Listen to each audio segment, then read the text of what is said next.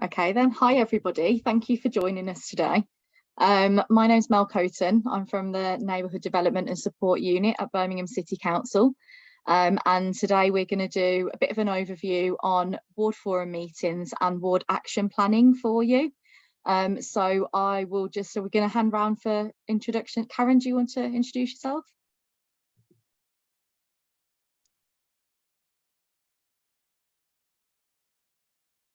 Oh, I don't know where that's Karen is at the moment. start. Oh, there we go. I Hi. my button. Sorry. You're on mute at the moment. Oh, there you go. I can hear you. It should be off. Yeah, it should be off. Yeah, I can hear you now. Yeah, hi. So I'm Karen Cheney. I am Head of Service for Neighbourhood Development and Support Unit. Thank you. Okay, so today, the session, we've done a few introductions. I'm going to hand over to Karen again shortly to do a bit of an introduction to the Neighbourhood Development and Support Unit, who we are, what we do. And then Karen's going to talk a little bit around ward forum meetings. So some of you will have been to ward forum meetings, but just give a bit more background to those. And then Karen will hand back over to me to talk about the ward action planning. So we'll do a little bit of a background to ward action planning, and then talk you through the new ward action planning process, because we've done a bit of work this year with the new electoral term to sort of revisit that process and some of the documents and support on offer. We'll talk a little bit about the responsibility for the plan, and then the support and offer from the NDSU and how to contact us. So I'll hand over to Karen to talk a little bit about who we are and what we do. Thanks, Mel. I'm clicking. Oh, there we go. It's gone. We will send the slides out, so you don't need to write any of it down, and I won't cover it all because I think the ward action planning is the most important. But the NDSU is a relatively small team in Birmingham, but we cover the whole of Birmingham, and essentially we have two main areas of work that we cover in the city. The one that we're going to talk a lot about today is community and neighbourhood governance, which is around we support the councillors to run their ward forum meetings and the development of ward action plans. And our some of you may have come across the Working Together in Birmingham's Neighbourhoods policy statement. So we do a lot of with a key service area in the council who have a close eye on all that is and what it actually means in localism, and the ward forum meetings and ward plans do take a large part of that. We do quite a lot of training and development, not only internally with members and officers and cross directorate, but obviously as we're doing today with communities, because I think we want to we recognise there needs to be a shared understanding across all three to enable things to work as smoothly and as effectively as possible.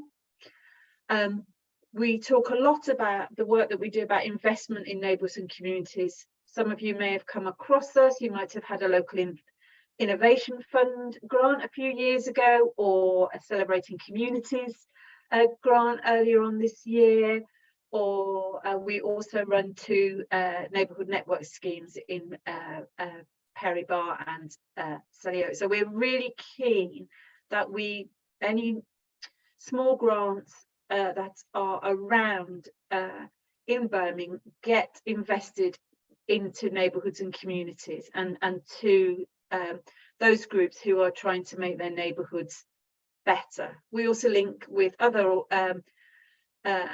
organisations citywide to try and influence that process with the bigger grant givers as well, like the lottery, Children in Need, so that those bits of money actually go to where they're best needed. We also will support community organisations when they're putting in their own bids to those external grant givers. We do a bit inside the council, internal support and coordination. Again, you might have come across us in terms of community asset transfer and assets of community value. And then finally, the other big area of work that we do is around voluntary and community sector support.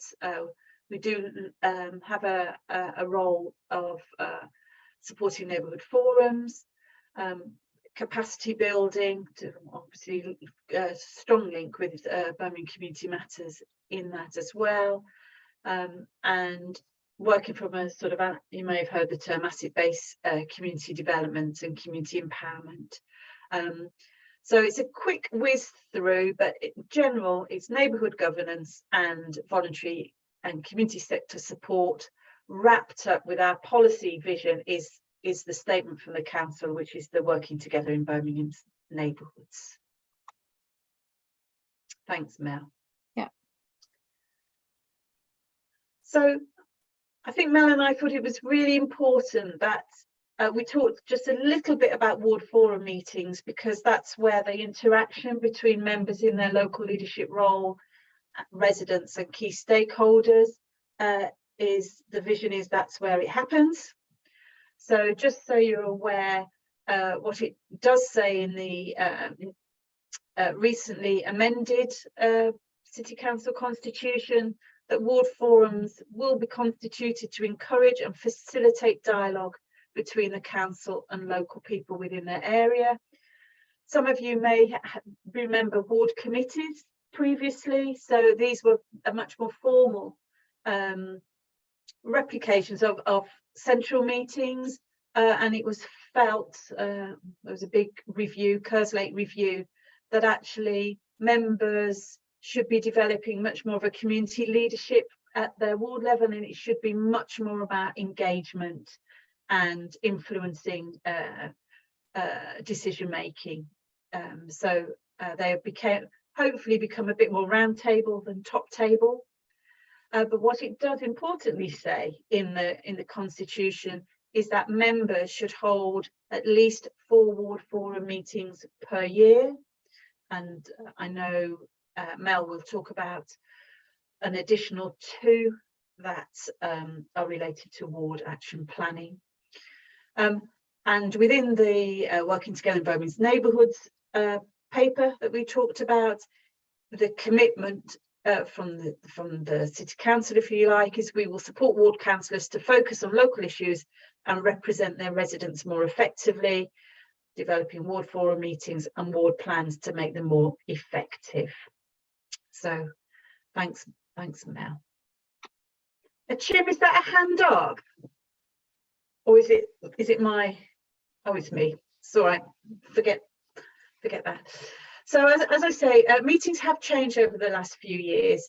They are meant to be much more discursive, a bit more participative democracy, and they're no longer formal decision-making committees. So the Constitution was adopted in May, with that addition of the regular 4 meetings.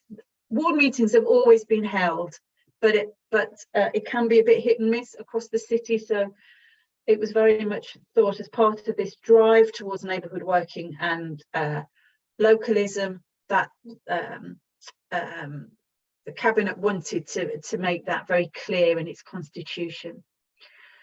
And also, for clarity, ward forum meetings may run alongside many other meetings that councillors have.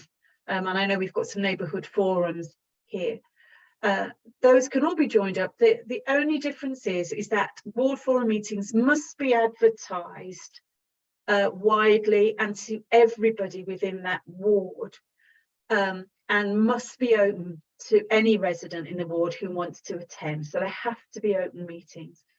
A record of the meeting is also made.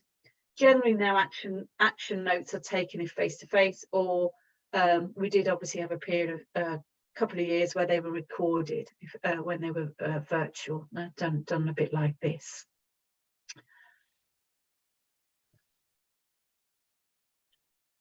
We do ask members, it's helpful if they set all the meetings throughout the year so everybody knows.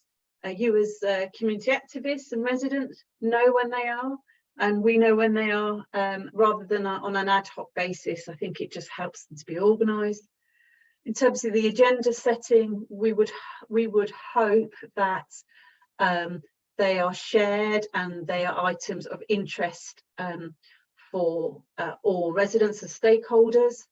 and not to have too many, because it's amazing how quickly the time goes.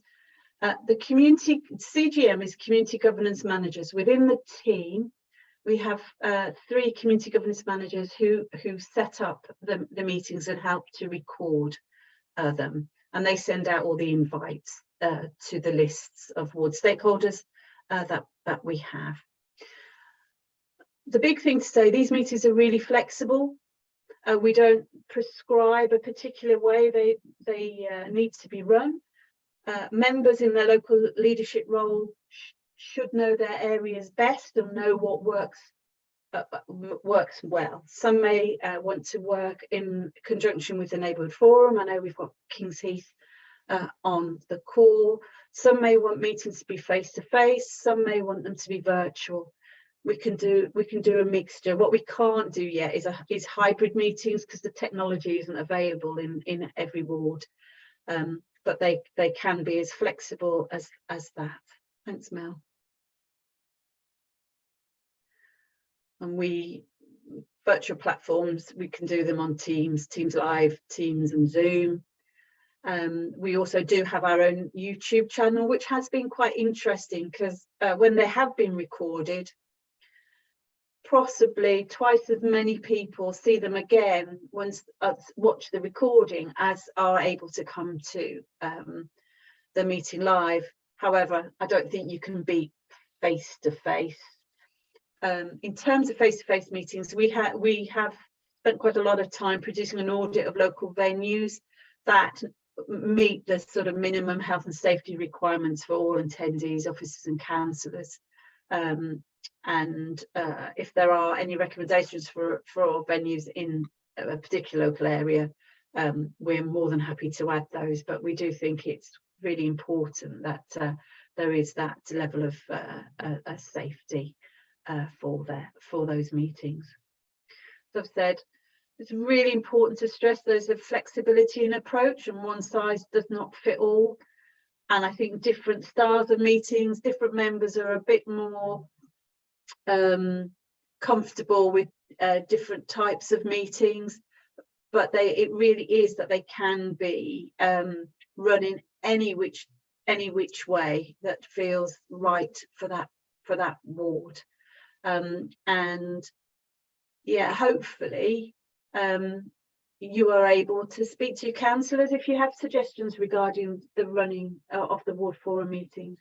They can also be held at any time that is convenient to residents and stakeholders in those meetings. So some are held at weekends, some are most are held in the evenings, but they can be held during the day as well, dependent on the target that audience that members are wanting to hold them. The advertising, I'll take that now because we've talked about that. They are advertised on the city's website, and I think there's a link later on that we'll send out to you, but they should also be advertised locally. So if you're not on your local ward network list and you don't receive an email from either Kay, Bev or Leslie, dependent on which area of the city you are, we will take people's names and make sure that you're added to that list. So I'm now going to hand over back to Mel, who will talk about how the ward action planning process then fits into the ward forum meetings and working with members. Thanks, Karen. So similarly to the ward forum meetings, the ward action planning is also mentioned in the council's constitution, and also the working together in Birmingham's neighbourhoods document. So in terms of the constitution, it talks about developing through local engagement and discussion, and then adopting and approving a ward plan and priorities, which sets out those locally determined priorities and issues. So that actually is in the constitution for the council. And then with our white paper, the council's commitment is that we will support ward councillors to focus on local issues and represent their residents more effectively. And part of the consultation for that document, there was a suggestion around improvement in the use of ward plans by making them more practical and action based.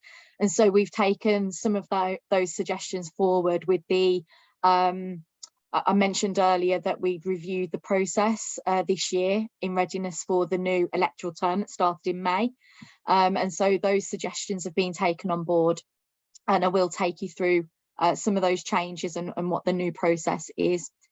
But first of all, why have a ward action plan? Because there's many different reasons why we can have an action plan, but just a few reasons here. So to build and improve relationships within the ward and the local area between residents and organisations. So there's really good opportunities there to do that.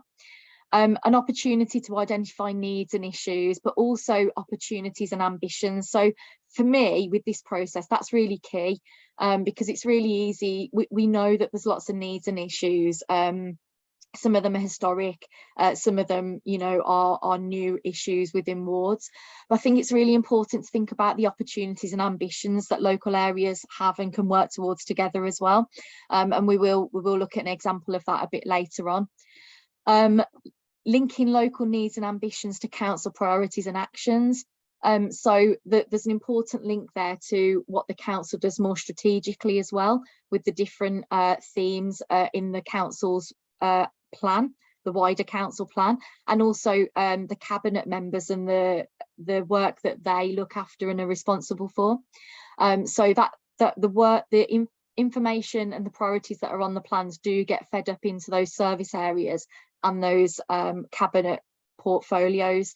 So they don't just go nowhere, for want of a better phrase. They do go somewhere as well once those action plans are written. It's an opportunity alongside with the councillors and with the different officers across the council to look at existing strategic plans, so those higher level plans, to see whether there's any opportunities for residents to take ownership in their local area, to see whether you can get involved with some of that more strategic action but on a local level. So there's opportunities there. Another reason for the ward action plan is it's a strong basis for local funding opportunities. So those of you that have applied for funding more recently, like the Celebrating Communities and other small grants through NDSU, will have noticed that it is more it is aligned to local priorities now. And I think we're seeing more and more that external bodies are looking at local plans as well to see what the needs are in different areas to shape what their criteria might be or what they will fund. So even if there isn't funding available for what you want to do at any given time, you know, if you've got an idea or you've got something that your local area wants to do, if you've already got an idea and it's in your plan, you've got the bones of something if an funding opportunity comes along. So so that's a really good idea as well. Embarking on a positive journey with the wider community. So again, I think sometimes with ward forums and ward plans, it can very much focus on the challenges and the more negative aspects, but there is also a real opportunity for a positive journey and a positive experience. That's not to say that there won't be needs, there won't be challenges, that, you know, there won't be the negatives, but actually can we balance that a bit more? What can we do so that there is a journey over the 4 years that the community comes together to work on something? And really importantly, and I think forgotten a lot of the time, is a record of progress and achievements. So actually looking back over the last 4 years, you know, when we get to 2026, how far have we come in the last 4 years working together, residents, stakeholders, councillors, officers, where have we got to? And actually, where do we want to go now, looking at what we've already achieved together? So in terms of the new process, there's a number of different supporting documents that elected members, so councillors and council officers, have received. We have updated and changed the template, the ward action plan template, and I'll go through that in a bit more detail in a moment. We've also created a timeline and a process, so that it's a recommended, like suggested timeline and process, just to kind of guide that process through. So 3 months for this stage, 3 months for another stage. This is when the first iteration of the plan is going to be submitted, just to try and help move those conversations along, and just to just to sort of channel that work really. There is a document that is step-by-step guidance that has some examples of what some of the different things, you know, some of the different actions or work that's going on in the council that local people and local groups could tap into. There's the Working Together in Birmingham, the Neighbourhoods document. There's some examples of best practice, so action plans from last year that were really good action plans. And then also, obviously, the most recent ward plan for your area where there is one. Most wards do have a ward plan from last year, last electoral term. There are a handful that don't have them, but just let us know if you haven't got access to it, and if there is one, we can get that to you. So a couple of changes to last year. So those of you that are familiar with the template that was used in the last electoral term, so you'll recall that there was quite a lengthy ward profile at the beginning of the document before you got to the action plan. So for this electoral term, that's actually been removed because the city has moved towards creating a Birmingham City Observatory, so an online platform that will host lots of different information and data on a ward by ward basis. So at the moment that's only open to councillors and officers because it's very much in the first phase has been completed. We're adding more data to it at the moment, but the view is that that will become a public, you know, resource as well, so that members of the public can access that. But at the moment your council officers and your councillors do have access to that, so there is access for the ward.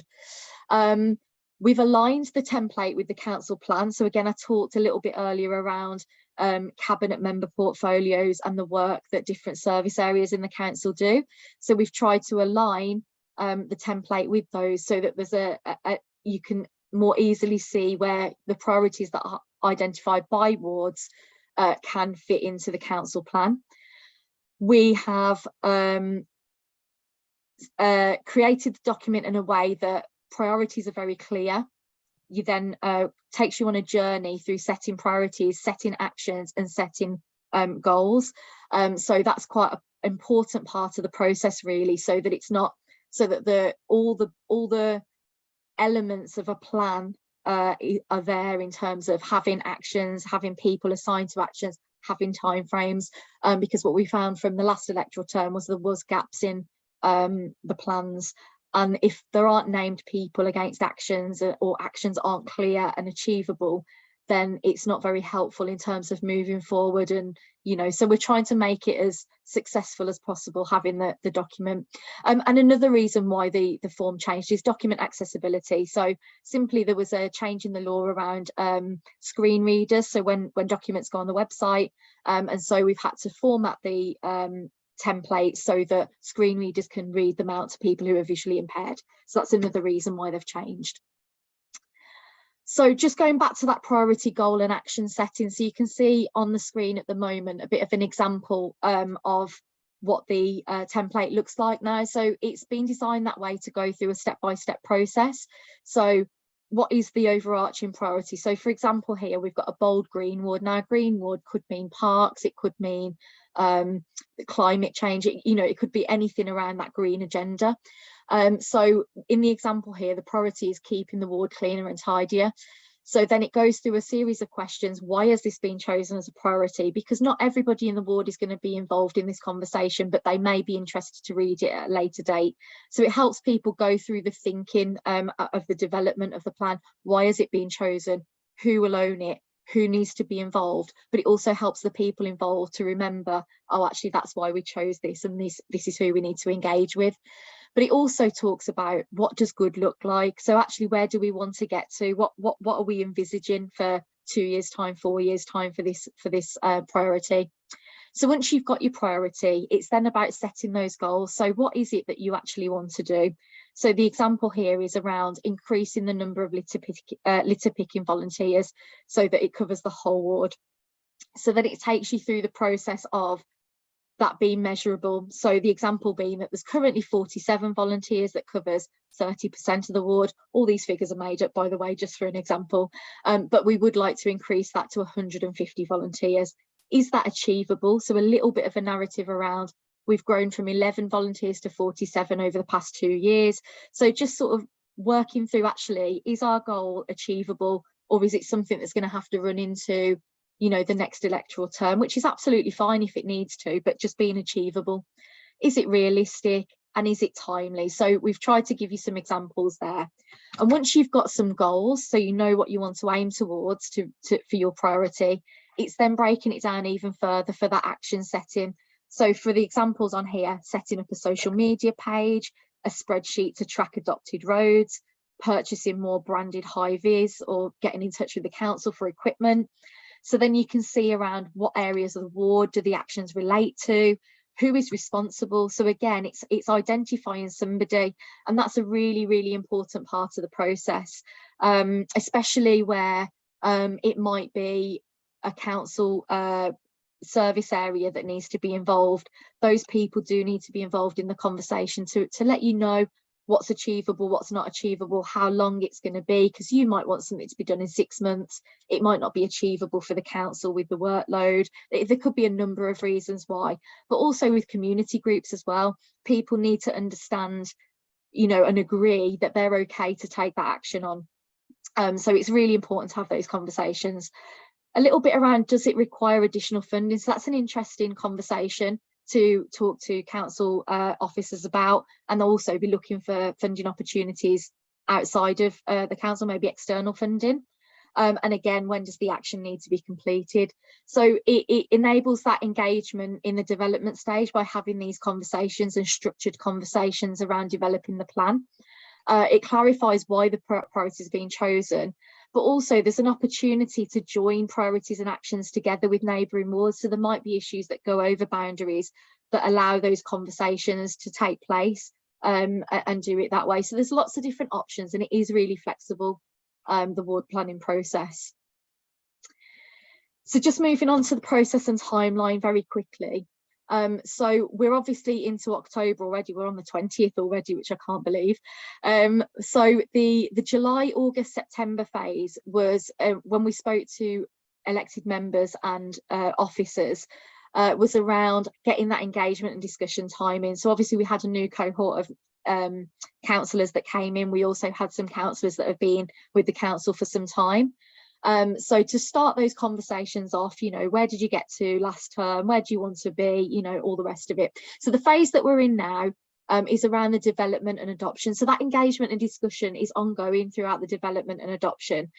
But what we're encouraging people to start thinking about now is actually getting stuff on paper and start talking through what priorities do you want for the next 4 years? What are your goals and your actions? And then actually, do we agree that we're okay with this for the first version of our ward plan? It's important to say that it's flexible. The plan can move. It doesn't need to be set in stone. It shouldn't be set in stone. Things need to change and be fluid. So you can agree it now, and if you want to change it in 6 months' time, that's absolutely fine. You can send us an update.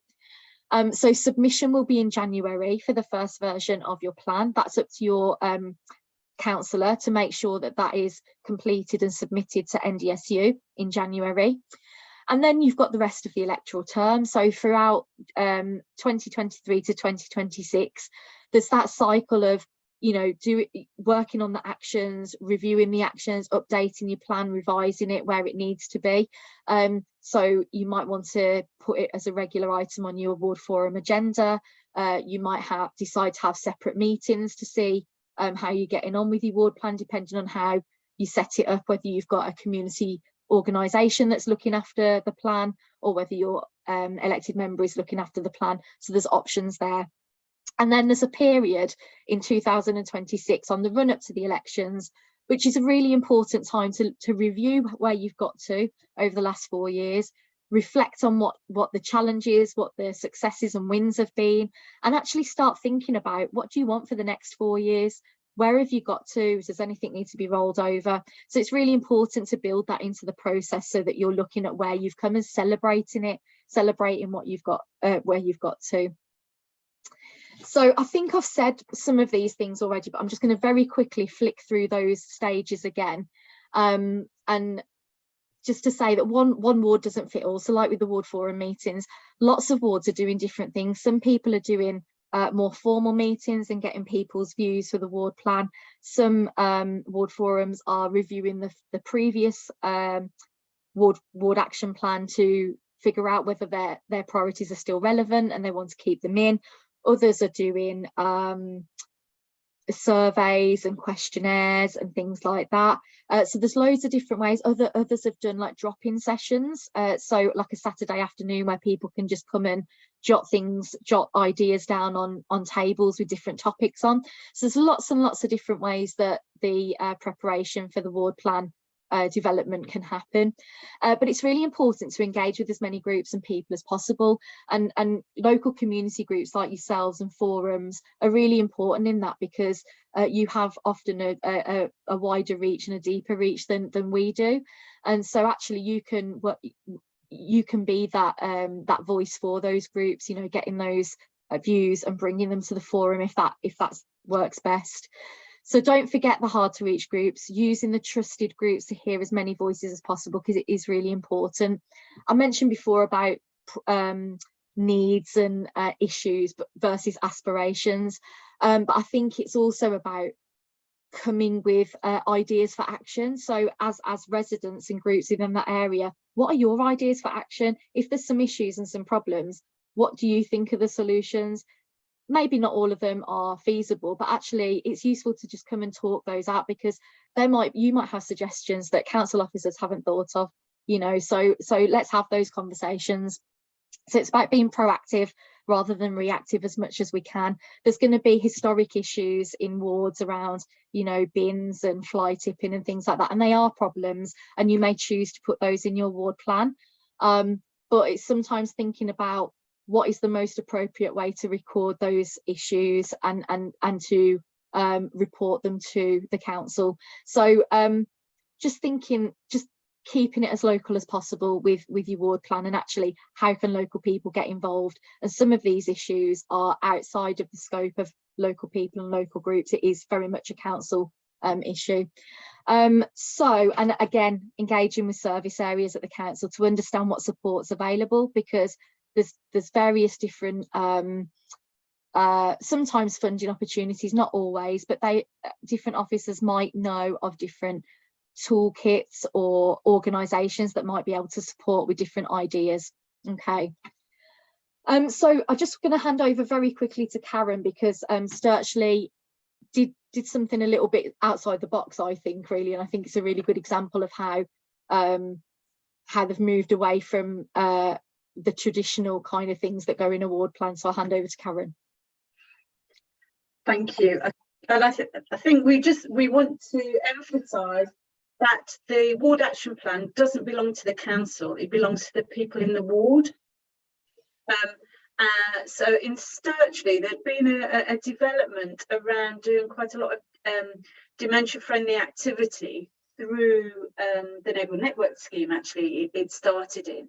So it was quite an interesting way that different residents, citizens and businesses could feel that they were getting involved in something that they felt was very positive.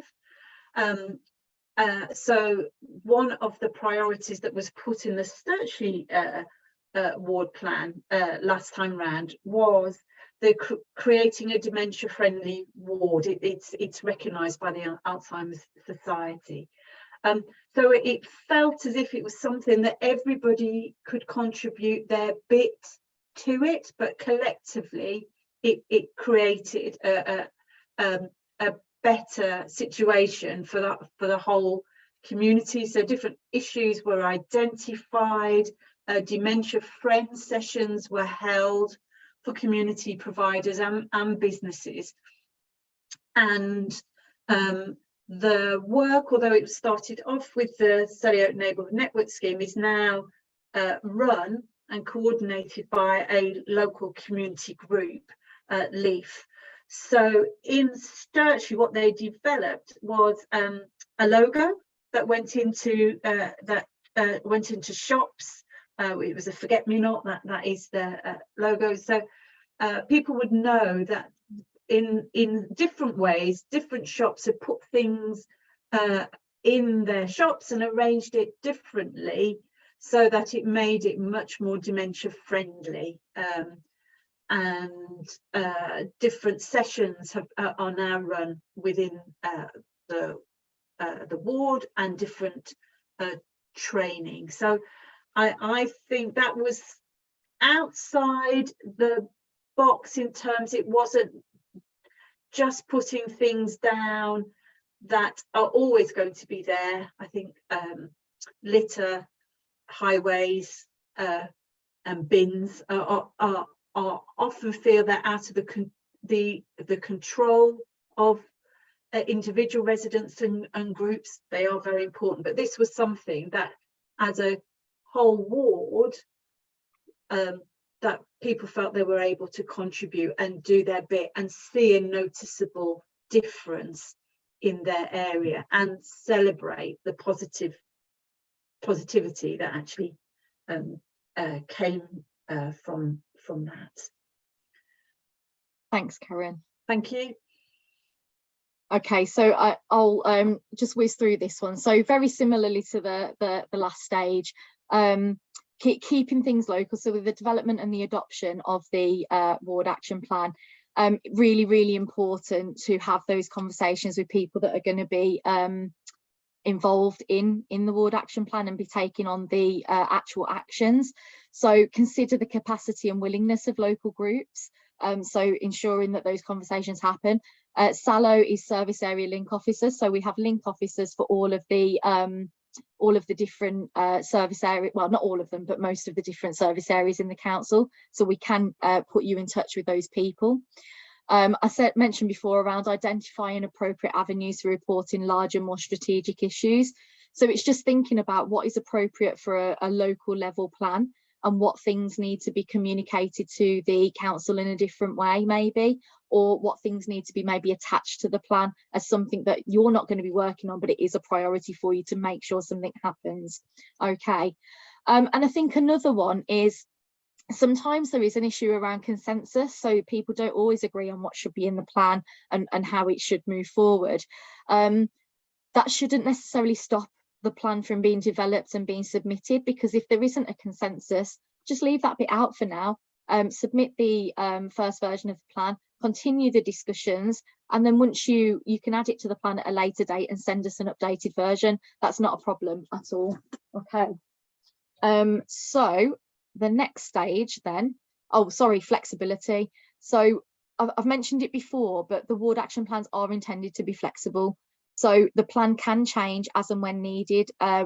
If COVID's taught us anything, it's taught us a lot of things, but if it's taught us anything, things can change within days, hours, you know, and so actually if things need to change and you need to review your plan and change it, that's absolutely fine. It's not meant to be a rigid document that stays on a shelf. It's supposed to be a document that's used regularly and revisited. So I've mentioned before, responsibility of the ward council is to submit the plan to NDSU, and the deadline is Monday the 16th of January next year. So the councillors are aware of this, and officers are aware of this as well, that those that have all come to the training previously with us. And then I think I've mentioned this before, so I'm just going to skip over it around just using that time. There's then like nearly a 3-year period for working on the action plan, doing the reviews, updates and revising the plan as and when needed. So making sure that that plan comes back to the ward forum meeting or other meetings, whichever way it is, so that it is revisited and it doesn't just start gathering dust. Really important, and it helps keep that engagement with groups and active residents as well, which is really important. And then that review, reflect and plan, that section running up to the next election in 2026. So it is very often overlooked. It helps to continue the engagement, embrace that learning, which is really important. And actually, what do you want to do? What do you want to do moving forward? So there's a really good foundation there from the current terms plan. So Karen mentioned earlier around the responsibility. So just a little bit more on that. The overall, it is the responsibility of your ward councillors to make sure that there is a plan for your ward, an action plan. The writing, monitoring and reviewing of that plan is flexible, so that doesn't have to sit with the ward councillor. It can be a local community organisation that does that if that's what the ward decides. So it is flexible in that sense.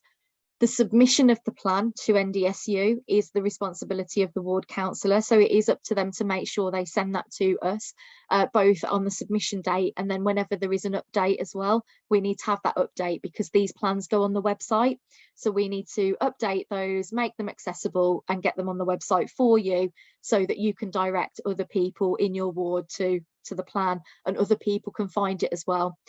And then the actual actions within the plan, again, they're flexible, so people within the ward, organisations, residents, whoever wants to volunteer time, you know, to be involved in those actions, that's absolutely fine.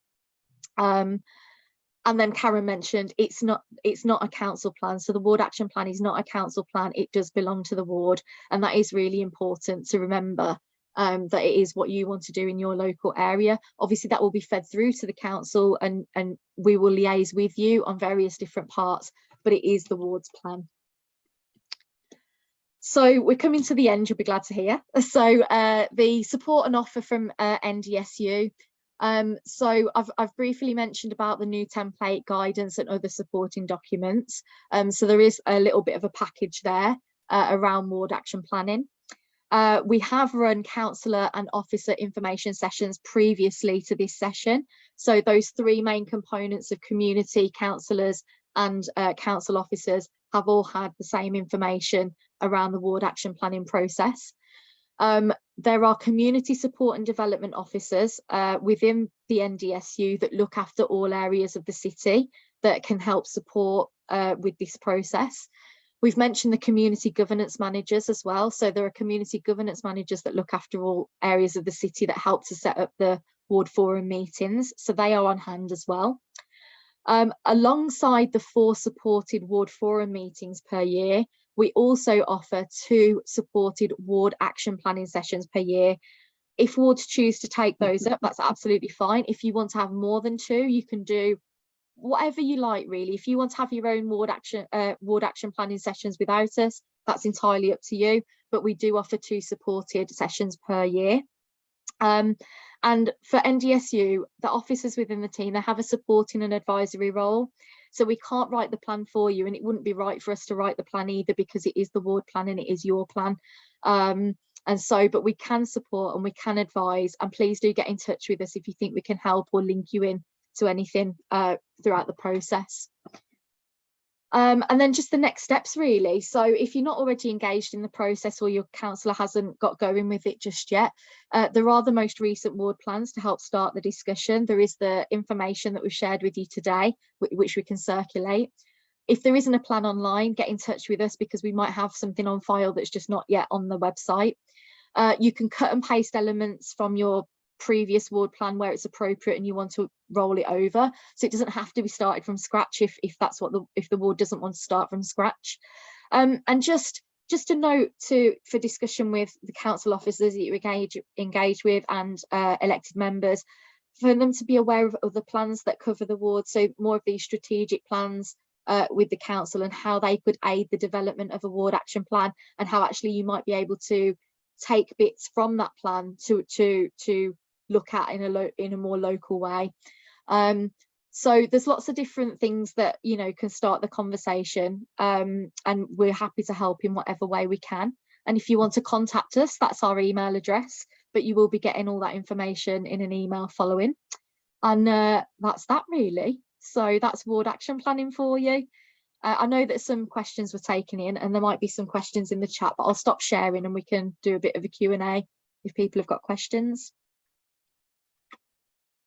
Yeah, if Joe and Kerry, I think more than happy. I've taken note of some of the questions and I have prepared some answers, so I'm more than happy in the time that's left if we just go through them all. Yeah, that's great. If that would help. Yeah. Just going to stop the recording, I think, and then we can have a free and open discussion. Hold on.